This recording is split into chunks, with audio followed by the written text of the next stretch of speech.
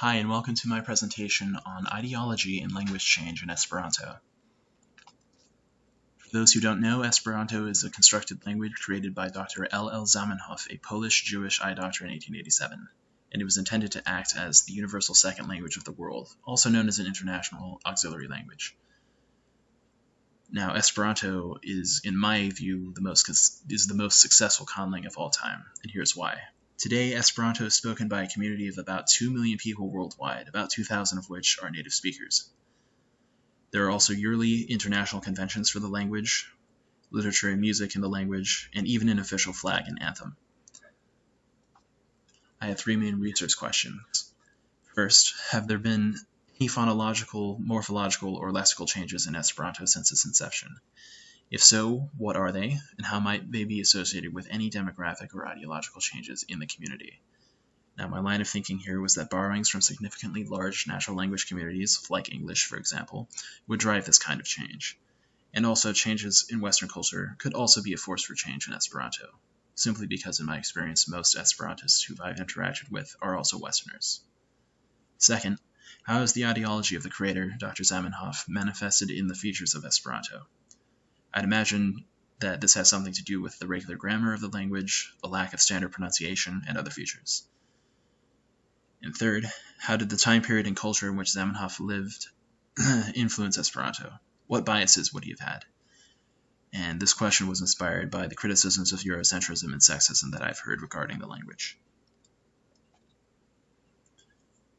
In order to do my research, I searched through academic databases for peer-reviewed literature on Esperanto pertaining to the contemporary Esperanto community, as well as the life, worldview, ideology, and motivations of Dr. Zamenhof. Now, a limitation that I encountered doing this, and that I expected going in, is that the body of academic literature on Esperanto is quite small, which makes it difficult to find peer-reviewed articles on Esperanto, period, let alone those that were actually relevant to my research. And to my knowledge, no research that I was able to find seems to currently exist on some of the topics brought up in my research questions. So in order to lessen the effects of that limitation, I drew upon my own knowledge of and experiences with Esperanto in order to further answer the questions and to provide a little bit of critical analysis of the language.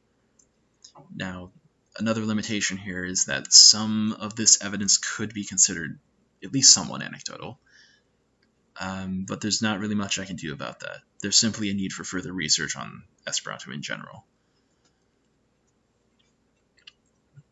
Now, Dr. Zamenhof's motives for creating the language. He came from what is now Białystok in Poland, which was at the time an ethnically diverse city in the Russian Empire in which Poles, Lithuanians, Germans, Russians, Belarusians, and Jews shared a rather tense existence. Now, Zamenhof, having grown up in this environment, thought that having everyone share the same language would facilitate communication and solve these sorts of ethnic issues, later international issues. But no existing language can really do this, at least in his view, because none of them could be considered a neutral choice, so he set about creating one. The primary sources for his language were the Romance languages, particularly French, since at the time it was the language of commerce, science, diplomacy, etc., as well as German and English.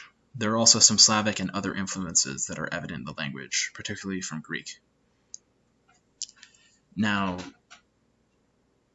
his choice of source languages reveals Eurocentrism on his part. All of the languages are from Europe, which obviously would work well in Europe, but not really for everyone else. Although in Zamenhof's defense at the time, colonialism, especially in Africa, was really rampant, and so I guess he assumed that European languages would suffice because all of the colonial peoples would learn these European languages. Another motive was simply a reaction against Russian language policy, which was actually quite repressive because some minority languages, like Lithuanian, for example, were effectively banned at the time, meaning you couldn't have any literature published in Lithuanian, and you couldn't be educated in Lithuanian. Zamenhof also felt that the language should have a soul of some kind, what he called the interna ideo, but he was told to keep this out of the language and to focus on the commercial and scientific uses, particularly by his French allies. Now, he developed this interna ideo into a political religious philosophy he called Homaranismo, or Humanitism. Now, this is partly based on the philosophy of an ancient Jewish scholar called Hillel the Elder, and on Reformed Judaism. Zamenhof proposed this as an alternative to Zionism. Instead of returning to Palestine, Jews should instead free themselves of the Mosaic Law and emphasize the Golden Rule above all others, as well as nationalism, and instead focus on the mission of uniting humanity, which was handed down by God himself. Also, people should not impose their language on others, and should try to understand the viewpoints of other religions. And I believe this is reflected in the lack of standard pronunciation in the presence of a free word order. This whole ideology is also reflected in his pseudonym Doctoro Esperanto, meaning Dr. Hoper, which became the name of his language. Later on, the connection between Esperanto and Homaranismo led to the language's persecution under regimes such as the Russian Empire, Nazi Germany, and the USSR. In fact, Zamenhof's wife and children were specifically targeted for murder in the Holocaust.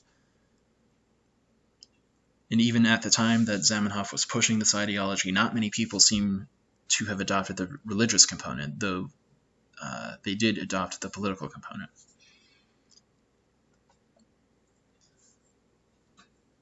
So, in order to demonstrate changes in the community, of course, we should look at today's community. So I used the findings of Puškar's 2015 study on the Esperanto community of Croatia. First, they tend to be older, more educated, live in cities or suburbs, and like learning foreign languages. Go figure. Now, Puškar does note in his study that he did not take into consideration younger Esperantists who don't belong to formal organizations, but rather to internet groups and who are also self-taught. The participants in the study also think that Esperanto is Eurocentric, but that also makes it generally easy to learn, at least for them, and also, in their perception, relatively simple and logical. They also don't think that Esperanto is particularly unnatural or sexist, or that the movement behind the language is dead. Although Esperanto has achieved some measure of success in their view, there's simply not enough exposure. However, many conlangers and Esperantists that I have interacted with personally feel that there's some sexism in Esperanto. More on that later. The participants also believe that Esperanto would, quote, connect all nations equally, and that an Esperantist is either someone who supports the goals of the Esperanto movement, or simply anyone who speaks Esperanto. Participants were not necessarily drawn to Esperanto for its goals, but rather for the perceived multicultural nature and strangeness, if you will, of the language, and a desire to interact with foreigners on neutral terms. In my experience, this kind of people are called Raumistoi, whereas those who still strongly promote Esperanto as the universal language of the world are called Finvenkistoi, which in English could be broken down into something roughly meaning final victoryist. In order to demonstrate language change in Esperanto, I use the findings of Fiedler's 2015 article on Esperanto phraseology. This has to do with proverbs, idioms, and so on. First, most Esperanto proverbs originate in other languages, not surprisingly. For example, to add fuel to the flames, and in a nutshell, borrowed from English. Some were coined by Zamenhof himself, but most of these are not common knowledge. For example, Ĉio transmara estas ĉarma kaj kara means everything beyond the ocean is charming and dear. Others have arisen more or less naturally within the community. This is evidence of Esperanto having a unique culture of its own. For example, ne krokodilu is commonly used at conventions to mean, hey, you're at an Esperanto convention. Don't speak whatever your native language is, you should be using Esperanto. Esperantists also have a penchant for using their language creatively by making jokes, riddles, and puns, and playing with the word order and grammar of their language. Example in the study that I particularly like was Ĉu vi bone gedormis, which in English means have you slept well, but the ge prefix implies both sexes together. You see where this is going. And again, the study demonstrates that Esperanto is a complete and living language with a culture of its own that's subject to the same forces of change that natural languages are. In conclusion, overall language change has definitely happened in Esperanto over the years. Ideological changes in the community have also happened, as there seems to be less emphasis on making it the universal language of the world and more of this cool niche thing that they can have. But there are still some unanswered questions. For example, what about phonological changes? Something that I've seen is the simplification of some words in the way that you pronounce them. For example, a word meaning to know facts or information is supposed to be pronounced like CE, which works in Polish, I guess, but not for many other languages. And most people, including myself when I was starting out in the language, just said C. Also, what about lexical changes? Because I've encountered a new masculine suffix, icho, and the loss of this gay prefix that I addressed earlier, which is designed to combat sexism in the language. This has not been officially adopted by Esperanto, but it's very widely used. It might as well be official at this point. Now, also to explain what the sexism accusations have to do with is that officially there's only a feminine suffix, ino, and that goes all the way back to Zamenhof. But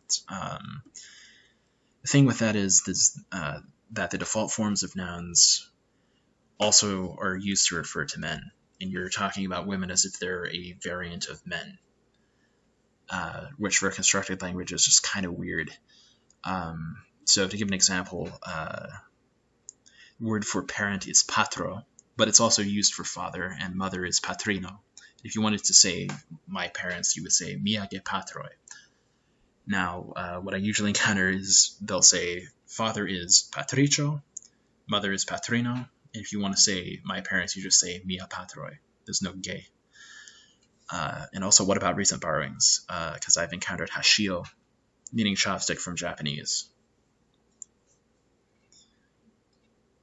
And here are my references.